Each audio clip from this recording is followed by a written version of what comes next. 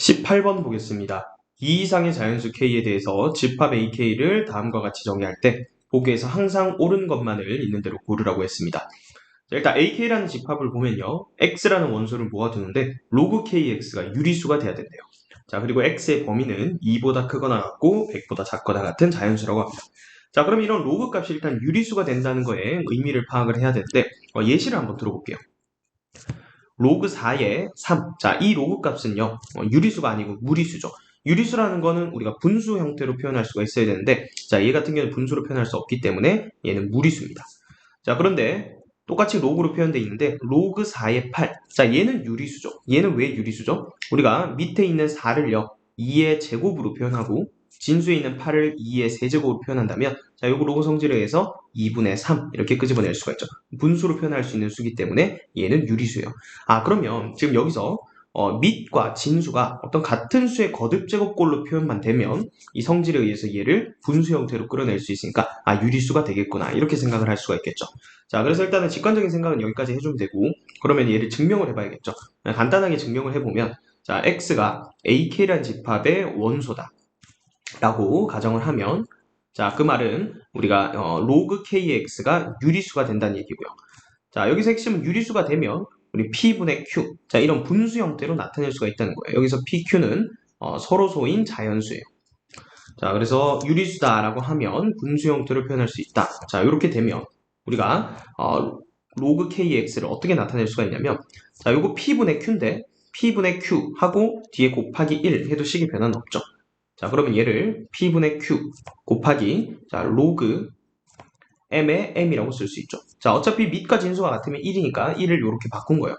자, 그러면 요거를 로그 m의 p제곱 그리고 로그 m의 q제곱, 그러니까 밑을 m의 p제곱, 진수를 m의 q제곱 이런 꼴로 표현할 수 있는 거니까 결국 얘가 유리수란 얘기는 밑과 그리고 진수를 어떤 같은 수의 거듭제곱꼴로 바꿀 수가 있다라는 얘기가 되는 거예요. 자, 그럼 이제 기억부터 한번 볼게요. 자, 기억에서는 A2라는 집합의 원소의 개수가 6개냐라고 물었는데, 자, 그러면 A2는요, 뭘 살펴봐야 되는 거예요? 로그 2의 x가 유리수가 되는 x들을 찾아야 되는데, 밑이 지금 2의 거듭제곱이니까 결국은 진수도 2의 거듭제곱인 것들만 모아주면 돼요. 자, 그러면 이 범위에서 2가 되고, 또 2의 제곱, 4 되죠? 2의 세제곱, 2의 4제곱, 2의 5제곱, 2의 6제곱까지 되겠죠. 2의 7제곱은 100을 넘어가 버리죠. 자, 따라서 A2라는 집합의 원소의 개수는 6개가 된다. 기억은 맞는 설명이 되는 거예요. 자, 그 다음 이어서 니은 보면요. A3, A9, A27, A81 원소의 개수의 합을 구하라고 했는데, 자, 지금 특징들이 전부 다 여기 K에 해당하는 값이 3의 거듭제곱이죠. 자, 똑같이 생각해보면 A3는요. 자, 여기 로그 3의 X, 얘가 유리수가 되니까 X가 3의 거듭제곱이 돼야 되죠. 그럼 3의 제곱, 3의 세제곱, 3의 4제곱까지 되겠죠. 자, 그리고 A9를 한번 볼게요. 자, A9 같은 경우에는요, 로그 9의 x가 유리수가 돼야 돼요. 근데 9는요, 3의 제곱으로 표현할 수 있으니까 이 x가 3의 거듭제곱이기만 하면 유리수가 되는 거예요. 자, 얘보다 작아도 돼요. 예를 들어서 x가 3의 1제곱이었어요. 자, 그러더라도 얘는 2분의 1 이런 식으로 유리수로 나오게 되니까 결국은 A9라는 집합의 원소도 A3랑 똑같이 3, 3의 제곱, 3의 세제곱, 3의 4제곱까지 되겠죠.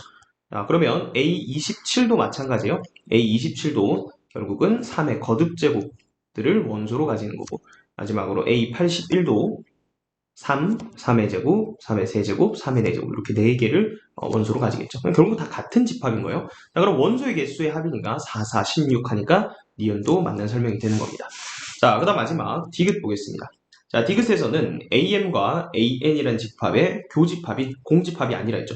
자, 교집합이 공집합이 아니라는 거는 그 교집합 안에 적어도 하나의 원소가 있다는 얘기죠.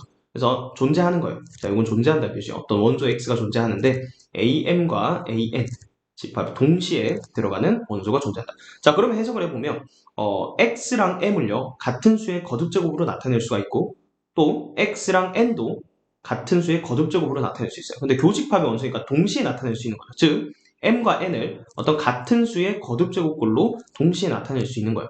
그래서 M을요, 뭐 R의 A제곱꼴로 나타냈다. N도 R의 어떤 거듭제곱꼴로 나타낼 수가 있다는 거예요.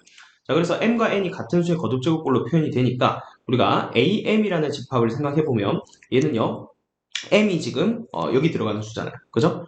얘가 r의 거듭제곱이니까 x도 r의 거듭제곱들만 모아두면 돼요. 그죠? 그러면 r 1제곱, r의 2제곱 해가지고 100보다 작거나 같은 r의 거듭제곱까지 그거를 r의 p제곱이라고 합시다. 자, 그러면 an이라는 집합도 마찬가지예요. 로그에, 자, 한 번만 적어볼게요. an은 로그의 r의 b제곱의 x, 얘가 유수가 돼야 되니까 요게 r의 거듭제곱인 걸 찾으면 같은 방법으로 r의 1제곱, r의 2제곱까지 해서 100보다 작거나 같은 r의 최대 거듭제곱, r의 p제곱까지 이렇게 되는 거죠. 결국 얘기한 건 이 두 개 집합이 같다라는 얘기를 하고 있는 거예요.